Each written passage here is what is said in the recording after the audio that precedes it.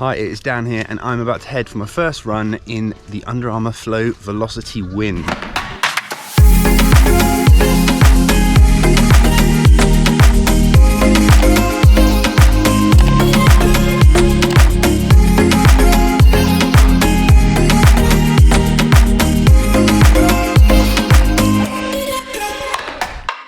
Yes guys, so we are here today to review my first thoughts on the Under Armour Flow Velociti Wind. So this is a really highly anticipated shoe from Under Armour. I've been excited about it arriving and giving it a try. I've taken this over 5k, I've increased the pace over every kilometre, and I'm going to tell you how it felt as I ramped up the pace.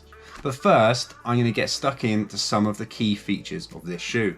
Now before we get started, if you haven't already, please subscribe to this channel. I'm really early on in my journey on YouTube, so I really appreciate the help. And if you want to drop me a comment and let me know what your first thoughts are on this shoe, please do let me know. Let's get into this. So before we get into my tryout of this shoe, I'm going to first run you through a few quick details. It's £140 retail price. There's an 8mm heel drop from heel to toe, 26 at the back and 18 at the front. This shoe is in that speed category. It's meant to be light, snappy and fast. Fit wise, I found this true to size, so no need to go up a size or down a size compared to what you normally wear. This shoe weighs in at 241 grams, which is a light shoe. It feels super light in hand. So I'm going to run through some of the competitors and where they pitch in later in this video, so stick around for that. Feels like an impressive shoe. And without any further ado, we'll get stuck into some of those tech details, starting from the bottom of the shoe and working our way up. The very first thing you'll notice about this shoe is that there is no rubber on the sole. And while that might be a worry for some of you, rubber is one of the heaviest components in any shoe, so stripping that out immediately saves weight, which was Under Armour's priority. And then without compromising on grip, they've obviously ingrained into this Flow midsole that they've got here. Under Armour claim that there's no sacrifice on traction, and if anything, it's improved with the sticky sole, actually aiding the kind of grip and traction you're going to get off the road and sort of tarmac surfaces. Having run slightly in this shoe already, there is no signs of obvious wear and tear, so I'm intrigued to see how this holds up once I've put a few 100k into these shoes and see what the durability is like of that Flow foam. Next, we're going to talk about the midsole. So this is a neutral shoe. It is full of this Flow midsole. There are definitely squishier, more cushioned midsoles, but in order to get that snapback and that sort of energy return from each step, as you go through your gait cycle, you want to really push on. The firmness in this midsole is going to help to do that. And despite this firmer feeling underfoot, I did find these shoes to be really comfortable to put on. And the way that they're shaped, with that roll off the heel, roll into the toe box, it felt really natural to go through my gait cycle, nothing getting in the way. Sometimes when the end of a shoe is flatter, you can really feel like you're sort of fighting to get onto your toes and launch into your next step. But with this, the shape, it's not quite rocker shape, but it's getting there, and it felt really natural and easy just to breeze through into the next step. One thing I did notice about the midsole on this shoe is that this black sort of mid stripe coming down through here actually hides the fact that in behind that is actually a lot of that Flow midsole, but they look very slick and they don't look like they've got a big bulky heel on them. They look quite streamlined, which is quite nice.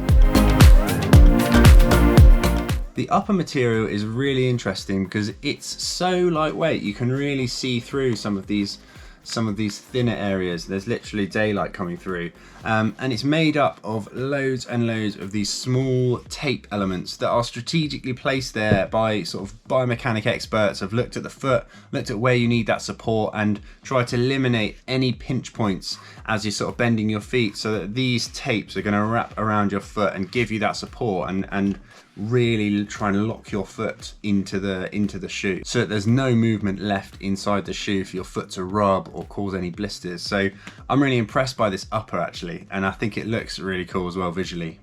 You have the big Warp logo at the back, and on the other side the big Under Armour logo. Next thing to note here is the sock liner. So this is a lot more cushioned and squishy than some shoes, but I think that's just going to add to that comfort feeling when you get it on your foot. One update I'd love to see in the future is for this to become even thinner, more material, sort of really more subtle, so that shoe would be even lighter.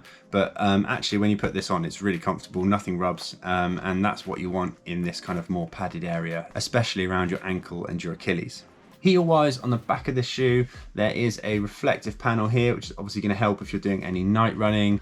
Apart from that, it's a fairly standard heel. There's a lot of nice cushioning at the back here, and it's curved to just help with the shape of your foot and to help secure you and keep you locked down in that heel with no slipping.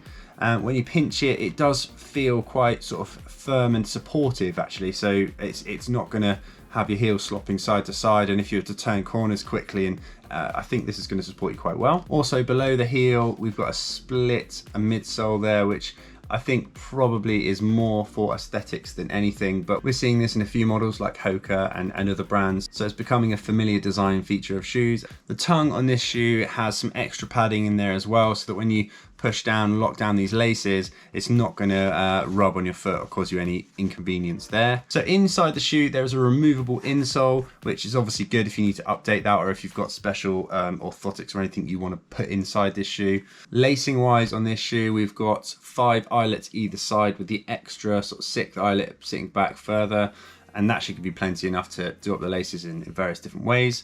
And the laces were plenty long enough within the shoe to sort of add that extra eyelet in if that's what you need. This shoe does come with the alternate laces as well, so you can put in a different colorway which matches this sort of vibrant red orange that we've got going on in the rest of the shoe. I did try that to see how they looked. My preference was white, but I'd be keen to know what you think in the comments below if I show you pictures of that right now. Look wise, this shoe, I think it looks really smart actually, and when you look at this compared to some of the other Under Armour shoes, this certainly looks like it can perform. It looks fast, it does look snappy. I know there are a few variations of this shoe. There's a blackout version which looks smart. I think, you know, it's a white shoe at the end of the day, but these little pops of bright sort of vibrant reds are quite nice as well. It's got this racing stripe down the middle here which reduces that midsole bulk. I like the heel features, I like the colours. Yeah, it's a decent looking shoe I think. Let me know what you think of the look of this shoe in the comments below, and of course if you've tried this shoe, if you've run in it, if you've got your own pair, then absolutely drop your comments below. Let people know how you get on with this shoe too.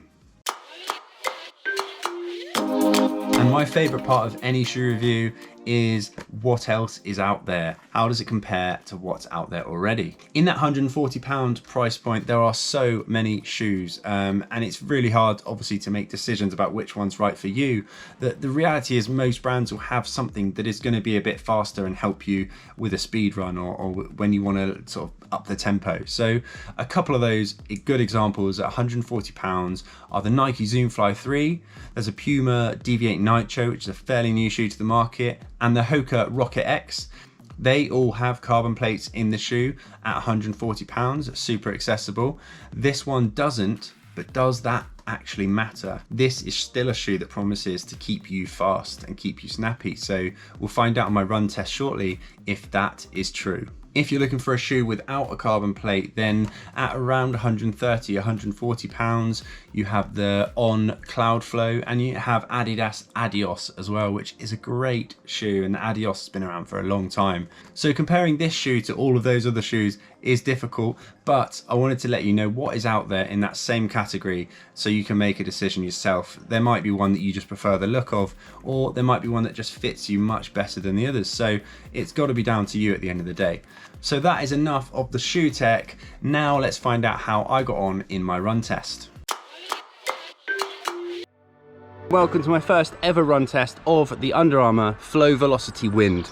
This is a shoe that promises to be light, fast and snappy, so I'm looking forward to giving it a test over 5k. I'm going to give you an update every 1k, and I'm going to increase the pace each time, so stick with me to find out how this performs as I ramp up that speed. When I first put them on, they felt really nice. Like, that first feel is actually super comfortable. I was quite excited to try this over that faster paced workout, so I got stuck in to my warm-up.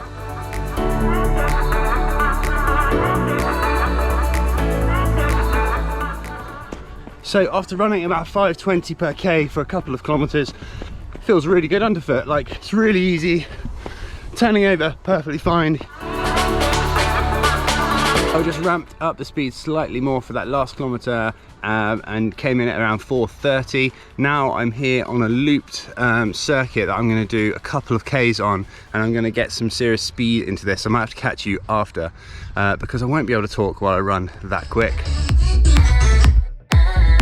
So that's another 1K down, and that one was at 4 minutes. And yeah, the shoes are feeling super light, to be fair, and yeah, feeling very comfortable right now. Easy miles so far, lockdown fit, no distractions, exactly what you want. I'm gonna go hard for this 1K. I've just done 4K, fairly steady, fairly easy, felt great.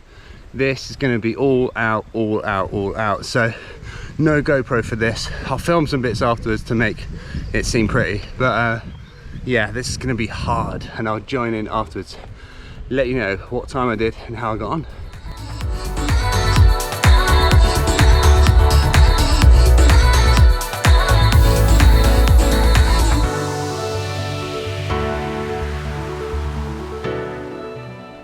Yeah, that was hard.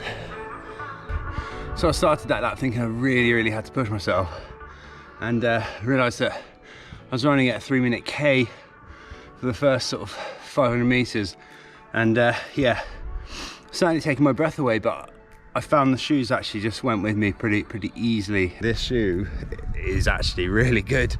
I was quite skeptical actually about this shoe. I didn't know if it was actually going to live up to the sort of light, snappy, fast messaging, but it is bang on. I'm actually really impressed, and it's a great alternative to have this in your armoury alongside a more cushioned option, so you can use that for easy recovery, sort of longer mileage.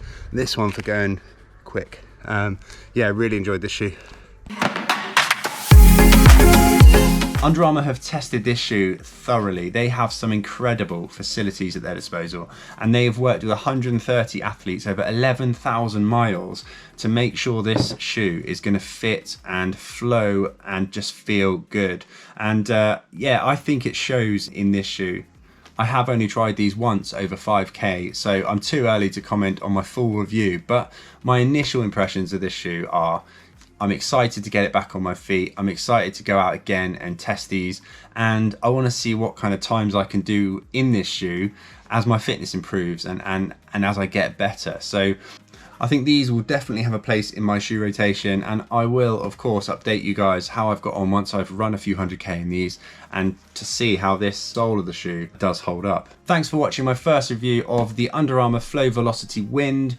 You can get yours in the links below. As always, please like, comment, subscribe, help me grow this channel, because I would love to keep providing more value and more videos like this so that you find it easier to get all the details. If you've tried these shoes, let me know in the comments below, and I will see you on the next video.